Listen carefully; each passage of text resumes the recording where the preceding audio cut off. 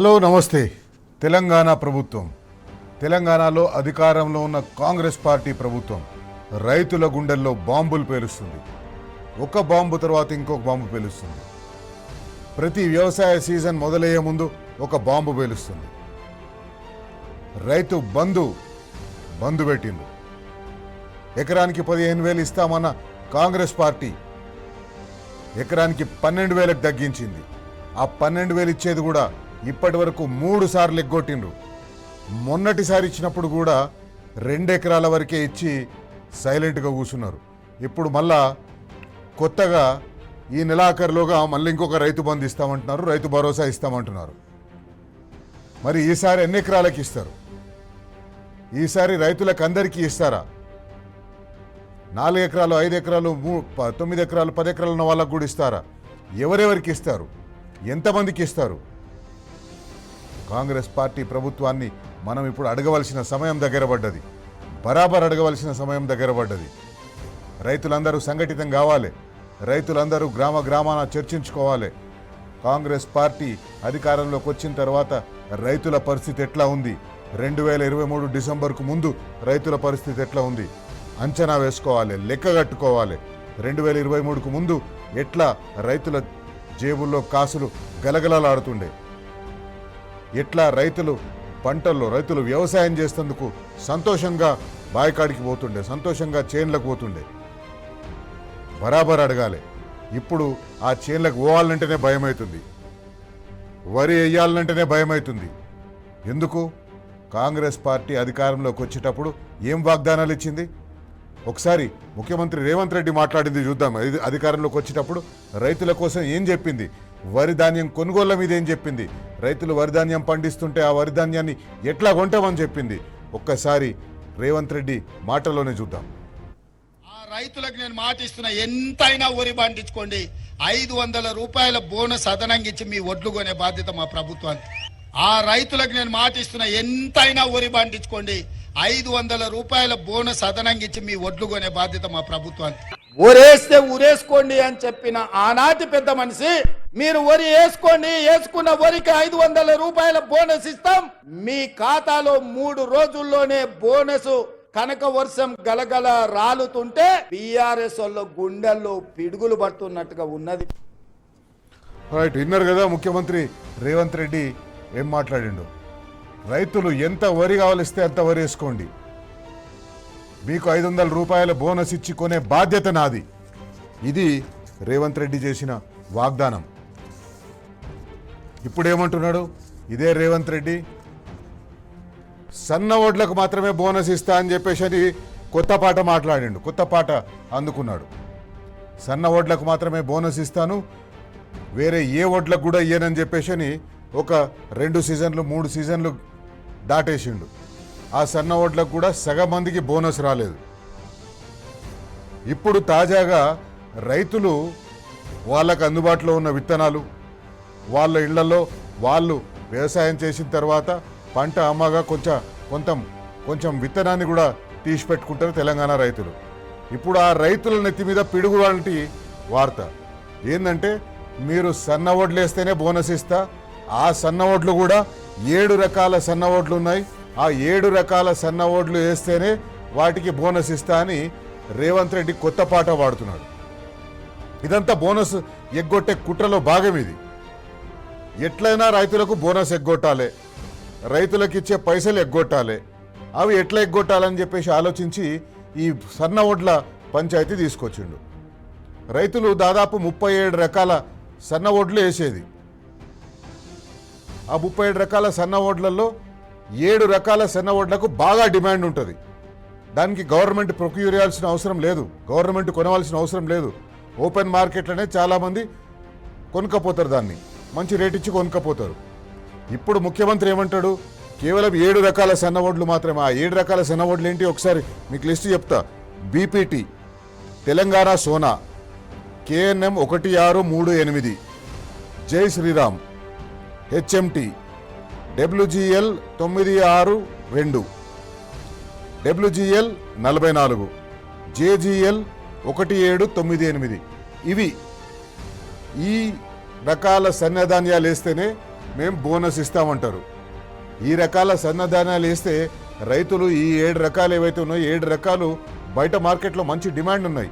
ఆ డిమాండ్ ఉన్న సన్న రకాలు వేస్తే మేము కొంటామని చెప్తున్నారు. కానీ ముఖ్యమంత్రి వారు మీరు కొనే అవసరం లేదు, ఈ డిమాండ్ ఉన్న వాటికి రైతుల దగ్గర నుంచి మిల్లర్లు కానీ లేకపోతే ప్రైవేట్ వ్యాపారులు కానీ వాళ్ళ దగ్గర నుంచే వణుకపోతారు. ఇప్పుడు తెలంగాణలో దేశంలోనే హయ్యెస్ట్ ఉంటుంది సీడ్ రేషియో. అదేంది 92% తెలంగాణ రైతులు వాళ్ళ కొత్తగా సీడ్ కొంటారు. అంటే రైతులకు సీడ్ అందుబాటులో ఉండాలి. ముఖ్యమంత్రి రేవంత్ రెడ్డి నిన్న సమీక్షా సమావేశం నిర్వహించి నిద్ర మేల్కొనే లోపే ఈ పాటికి రైతులు తుకాలు పోసేసిండ్రు. రైతులు తుకాలు పోసేసి వ్యవసాయానికి సిద్ధమవుతున్నారు. కానీ ఇప్పుడు ముఖ్యమంత్రి వచ్చి అవన్నీ ఏం కాదు, వాటికి వేస్తే నేను ఇయ్యను, ఈ 7 రకాల వాటికే ఇయ్యాలని చెప్పేసి కొత్త పంచాయతీ తీసుకొచ్చిండు. ఏమవుతుంది? Seed requirement versus seed availability. అంటే ముఖ్యమంత్రి రేవంత్ రెడ్డి ఏదైతే చెప్తున్నాడో ఈ 7 రకాల వడ్లో ఈ 7 రకాల వరి ధాన్యం మాత్రమే వేయాలని చెప్తున్నాడో ఆ 7 రకాల వరి ధాన్యం వేసేందుకోసం ప్రభుత్వం దగ్గర రైతులకు కావాల్సినంత, రైతులకు ఇవ్వగలిగినంత సీడ్ బఫర్ స్టాక్ ఉందా లేదా అనేది ఒక లెక్క ప్రకారం seed requirement versus seed availability. తెలంగాణలో సీడ్ రిక్వైర్మెంట్ 6 లక్షల క్వింటాళ్ళు, 6 లక్షల క్వింటాళ్ళ విత్తనం కావాలి. తెలంగాణలో ఒకవేళ రైతులు గనక వ్యవసాయం చేస్తున్నట్టయితే ఈ వానాకాలం సీజన్కి 6 లక్షల క్వింటాలు కావాలి. కానీ ప్రభుత్వం దగ్గర ఉన్నదంతా 2 లక్షల క్వింటాలు మాత్రమే. అంటే 3వ వంతు మాత్రమే ప్రభుత్వం దగ్గర ఈరోజు బఫర్ స్టాక్ ఉంది. అందుకే ముఖ్యమంత్రి రేవంత్ రెడ్డి గారు అన్నారు, రైతు వేదికల ద్వారా మేము విత్తనాలు సరఫరా చేస్తాం, ఆ విత్తనాలు సరఫరా చేసిన దగ్గర మీరు పోలీసు బందోబస్తు పెట్టండి. అంటే రైతుల మీదకి మళ్ళొకసారి పోలీసులను పంపించే ప్రయత్నం. రైతులు అక్కడ వీళ్ళ దగ్గర ఉన్న సీడ్ తక్కువ ఉంది, ఎక్కడ రైతు వేదికల దగ్గర సీడ్లు పంపించే దగ్గర గొడవ అవుతుందో అని చెప్పేసి, కొట్లాటలు అవుతుందని చెప్పేసి, రైతులు కింద మీద పడుతారని చెప్పేసి పోలీసులు బందోబస్తు పెట్టి సీడ్లు ఇవ్వాలని చెప్తున్నాడు. పోలీస్ స్టేషన్లో యూరియా బస్తాల మీద చరిత్ర ఉన్న కాంగ్రెస్ పార్టీ ఈరోజు పోలీసు బందోబస్తు నడుమ రైతులకు విత్తనాలు ఇవ్వాలనే ఒక ప్లాన్ చేస్తుంది. ఇది కాంగ్రెస్ పార్టీకి, ఈరోజు తెలంగాణలో నడుస్తున్న ప్రభుత్వానికి రైతుల మీద ఉన్న ప్రేమ. ఇంత దుర్మార్గం అంటే కేసీఆర్ గారు ఎంతో దూరదృష్టితో ఆలోచించి పేద రైతు, 1 గుంట భూమి ఉన్న రైతైనా చనిపోతే 60 సంవత్సరాల లోపలుండి చనిపోతే ఆయనకు రైతు బీమా ఇస్తామని చెప్పేసి అన్నారు. ఆ రైతు బీమా కిస్తు చెల్లించలేదు, ప్రీమియం చెల్లించలేదు ఇప్పటి వరకు కాంగ్రెస్ పార్టీ ప్రభుత్వం. 441 కోట్ల రూపాయల ప్రీమియం ఇప్పటికీ ఎల్ఐసికి చెల్లించలేదు. దానివల్ల దాదాపు 7,606 రైతు కుటుంబాలకు బీమా సొమ్ము ఇంతవరకు అందలేదు. బీమా సొమ్ము అందే అవకాశం లేదు. ప్రభుత్వం ప్రీమియం చెల్లించకపోవడం వల్ల ఇప్పటి వరకు 3,939 క్లెయిమ్లు, ఈ క్లెయిమ్లన్నీ కూడా పాస్ అయిపోయినాయి. ఈ క్లెయిమ్లు ఇంతవరకు రాలేదు. దాని విలువ మొత్తం 195 కోట్లు. అంటే రైతులకు ప్రభుత్వం బీమా రూపంగా బాకీ ఉన్నది 195 కోట్ల రూపాయలు. రైతులకు బీమా కల్పించలేని ప్రభుత్వం ఇది ప్రజాప్రభుత్వమా? ఇది ప్రజాపాలననా? బరాబర్ అడుగుదాం. హరీష్ రావు గారు ఈరోజు అదే ప్రశ్నించిండ్రు. రైతుల బీమాలు కడతలేరు, సన్న ఓడ్లకు క్వెర్రీలు పెడుతున్నారు, సన్న ఓడ్ల పేరుతోటి రైతులకు బోనస్ మొత్తానికి మొత్తం ఎగ్గొట్టే ప్రయత్నం చేస్తున్నారు. ఒకసారి హరీష్ రావు గారు ఏమన్నారో చూద్దాం.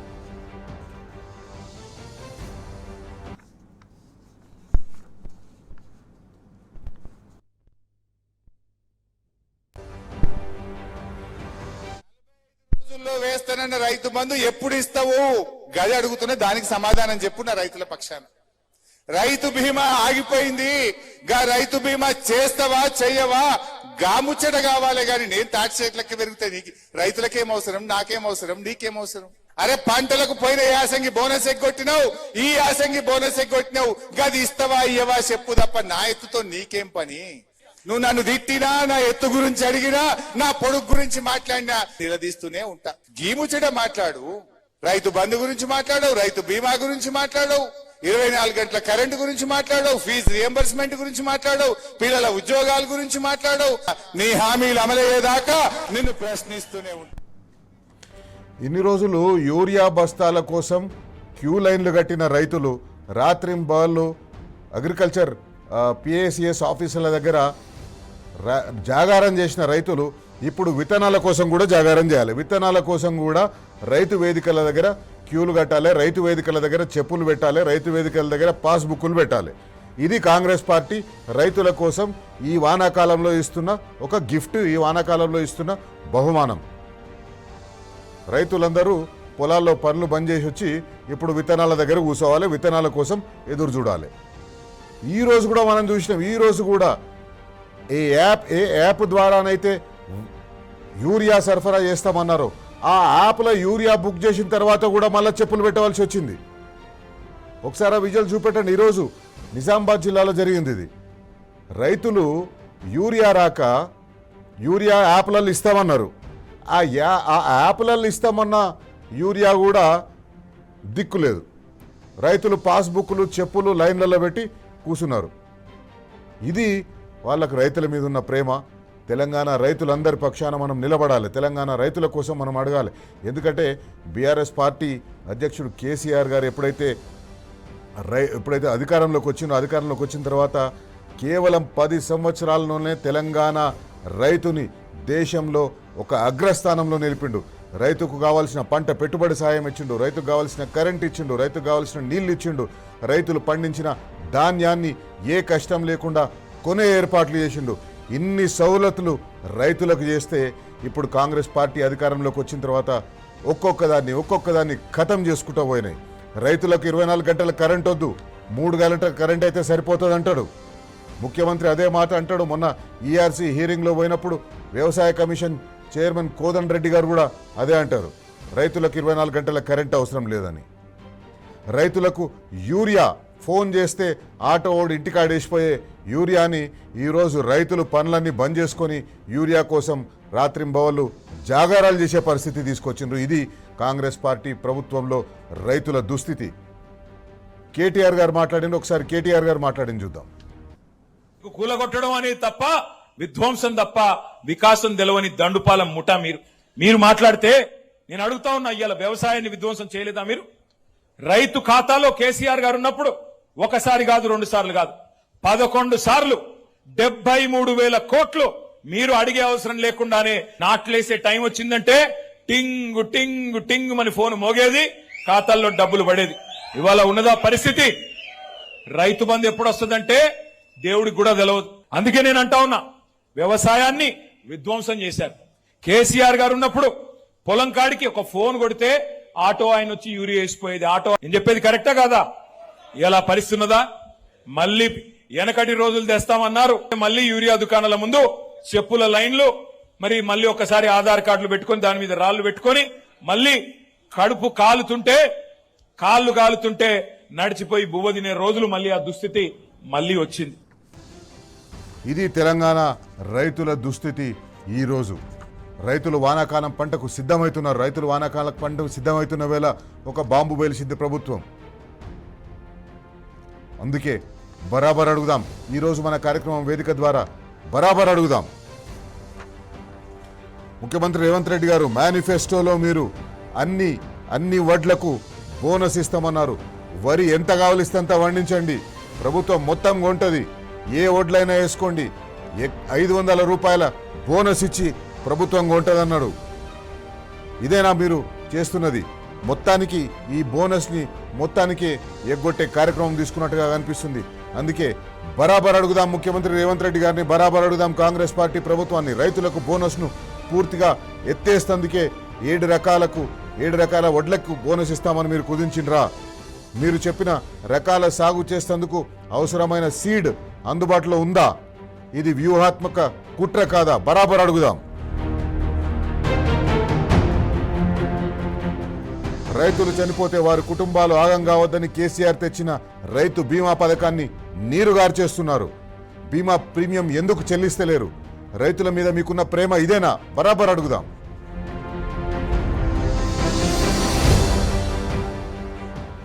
యాసంగి రైతు భరోసా పూర్తిగా ఇయ్యనేలేదు, 2 ఎకరాలకు ఇచ్చేసి ఆపేసిండ్రు. ఇప్పుడేమో వానాకాలం రైతు భరోసా పేరుతోటి మళ్ళా డ్రామాలు మొదలుపెట్టిండ్రు. రైతు సంక్షేమ పథకాలను ఒక్కొక్కటిగా బంద్ పెడుతున్నారు, రైతులను ఆగం చేస్తున్నారు. రైతుల మీద ఎందుకింత కక్ష? మీకందరికీ అన్నం పెడుతున్న రైతుల మీద, మాకందరికీ అన్నం పెడుతున్న రైతుల మీద, దేశానికి అన్నం పెడుతున్న తెలంగాణ రైతుల మీద ఎందుకు ఈ కక్ష? బరాబర్ అడుగుదాం.